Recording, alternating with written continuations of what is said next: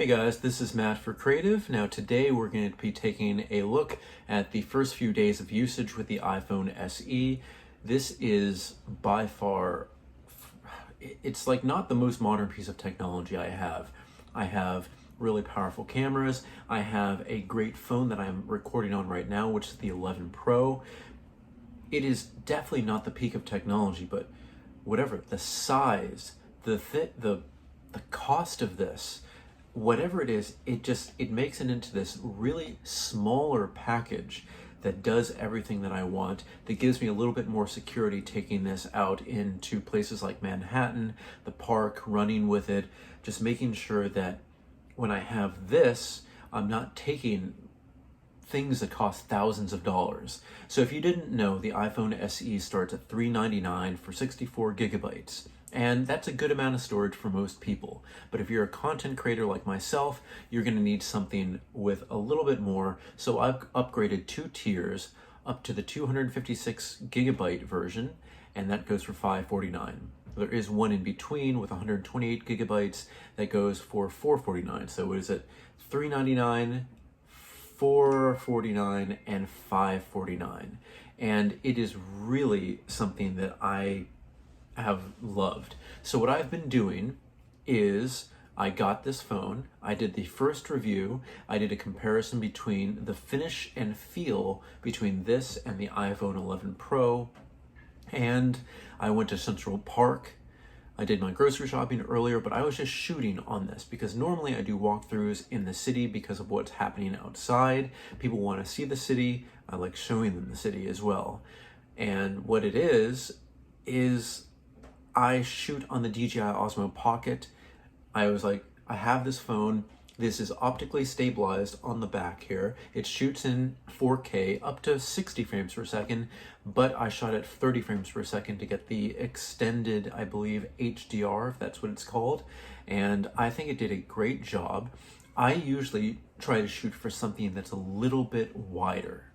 And when I shoot with the iPhone 11, I shoot on the ultra wide. When I shoot on the DJI Osmo Pocket, I have a little lens adapter that makes it wider because I like that kind of wide open feel. So this one's definitely tighter, but the footage that I got, I thought it was great. If you want to check that out, that's in the previous few videos. It's the New York City filmed on an iPhone SE 2020 series.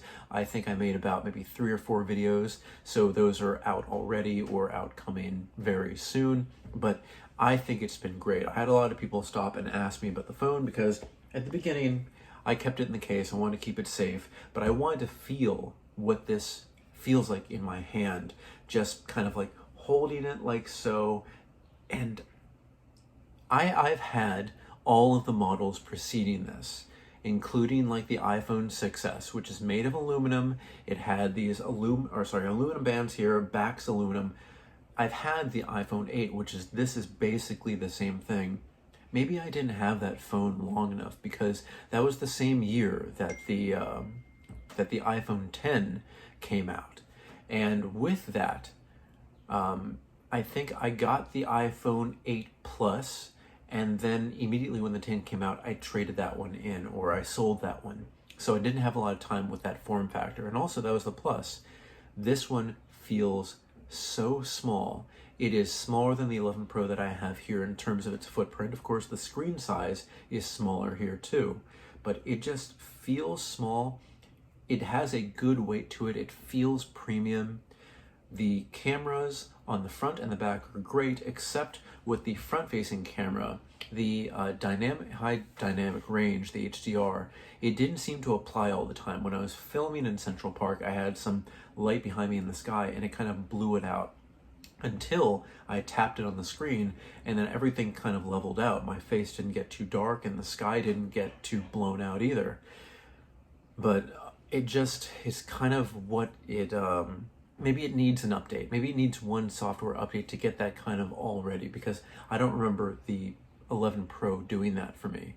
But in terms of the stabilization in the back, it's great. It is optically stabilized in the back again. It is digitally stabilized on the front. The back camera shoots in up to 4K 60. The front camera can do 1080. Is it 30 or 60? I think it is only 30, yeah, it is 10, or sorry, it is, yeah, 1080p, 30 frames per second. But it is something that I just love, this feeling of people were asking me about the color because they thought it was beautiful. I like keeping this as clean as possible just because it is a brand new phone. I know eventually, it's going to get scuffed, it's going to get scratched, it's going to be something I use. But for whatever reason, this red color that they applied, it looks beautiful.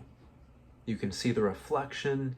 It just looks, it is eye-catching here. Like, it looks extremely red on the viewfinder that I'm looking at here, but in person, it catches the light so beautifully. I honestly feel like Gollum from Lord of the Rings, just kind of like coveting like a little piece of something. In this case, it's technology. I kind of just want my hands on this all the time, and I'm usually not so obsessed with technology. Like, I liked the phones when it came out, but unfortunately for the 11 Pro, I hate the frosted glass. It is very slippery. This one, you get a perfect shine on it in this racing red, but it also is grippy enough where my fingers can I can hold this without a case. The 11 Pro, I have to have a case. I had a leather case on this, and I also had one of the later cases that is made from, is it carbon fiber or Kevlar? I think it's Kevlar, and it has been great. Hi, Ninja. This is Ninja. You see that? Do you like the phone too? Okay. But no, seriously, this has been one of the best things that I've gotten. If you need a new phone and you want to pay a lot less, $399 is a great entry point into the Apple ecosystem because you have the Touch ID to unlock your phone. You don't have the Face ID, but it is crisp and clear. It is extremely fast. I've been creating videos with this. I've been editing with iMovie, exporting to the phone, and then exporting to or uploading to YouTube, everything on here just to prove that you can record, that you can do anything with this. It has been one of my favorite purchases.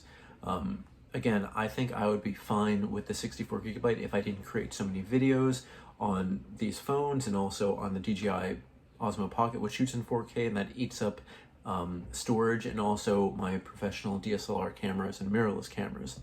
Again, yeah, if you're not a content creator or a huge content creator where you're making a lot of like high quality content, you'll be fine with storage capacity of 64 gigabytes. If you want to start your own YouTube channel or begin as a photographer, just get one of these. This will literally do everything. iMovie is in here for free. One of the apps that I use all the time is Visco, and I can use this on here and on here because this screen is a vibrant. It is no OLED screen, and I believe the the wide color gamut ratio, or the gamut, is not as great on here as it is there, and of course the resolution on here is lower than the iPhone 11 Pro. But all in all, I can do everything that I do professionally on this. If I had to stop using the iPhone 11 Pro and only use this, maybe even a 64 gigabyte version, I could do it. I could make everything work and I wouldn't lose a step. So if you're thinking about getting something, I actually like this, especially the form factor, over phones like the 11, which I think is very chunky. It does have great battery life, and it has much better battery life than this one does, but it is really bulbous. I have been looking for, and I finally found, a phone that is extremely slim. It's in the ecosystem that I need, being the Apple ecosystem as opposed to maybe Android or another one. For me, it works out perfectly, but for you, I would say give it a try. If you've never used Apple before, maybe when stores open up, go and test out some units, go between this version and then versions that are, with the newer full screen with a notch kind of thing with Face ID. Maybe you just like the Touch ID. But I'm a huge fan. I'm going to stick with this, and if you have any questions or any comments, you can put that in the comment section below. If you want to begin a dialogue with me or anybody else, I'm always going to be there. You can like and applaud and subscribe because that helps out immensely. And you can find me on Instagram at m8b9, and you can email me at matt8b9@gmail.com. Again, I just released, or I'm going to release, a video making a review just as we're doing here with a front-facing camera, so you can take a look at that, and then take a look at the Walking in New York City series, because that's a great way to see the quality of this in 4K 30 frames per second with the extended high dynamic range, because I think it looks good. I think it would be perfectly fine for everybody. So again, thank you so much for watching. Oh, I thought my cat, no, yeah, my cat's still here. All right, guys, again, thank you so much for watching, and I will see you next time. Look at that, it's so beautiful. Wow. I can't get over how nice that looks.